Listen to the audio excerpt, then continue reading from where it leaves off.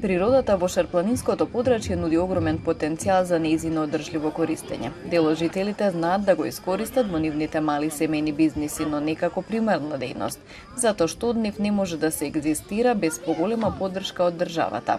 Семејството Ристовски од Тетовско Теарце во бавчите околу куќата одгледуваат градинарски производи, од кои подготвуваат и зимници.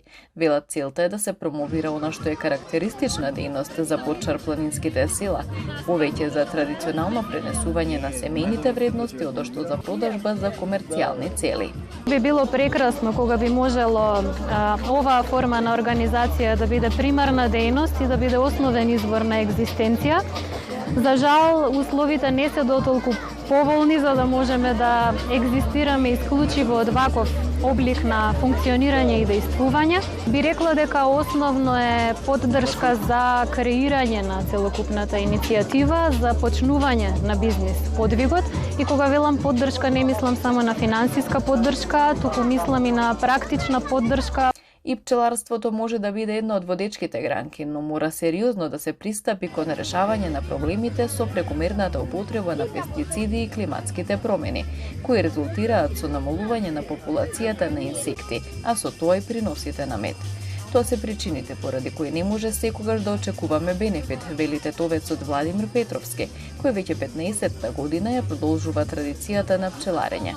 За да може да обстои покрај мед, започнал со производство и на козметика со пчелни продукти. Годините се променливи, пошто зависиме од временските услови.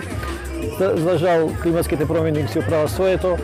Пчелите као дел од биодиверзитетот се најподложни на нив и имаме проблем. Има години кај што ќе имаш, наредни 5 години нема да имаш. Малиот бизнис е потребно да имаш љубов, да го работиш со љубов. Фидбек се добија пополека. Потрошувачите започнуваат да ги препознаваат екопроизводите, но сепак голем дел се одлучуваат за тоа што е подостапно и поевтино. Брзиот начин на живот предизвика да биде инцидентно вкусувањето на производи со традиционален, вистински, домашен и автентичен квалитет. И мислам дека е препознаено, иако не е до таа мера до која што сите ние би сакале да биде. Собствениците на мали семејни бизниси за промоција на нивните производи честопати учествуваат на домашни и меѓународни саеми и базари, кои пак претежно се организирани од невладини здруженија.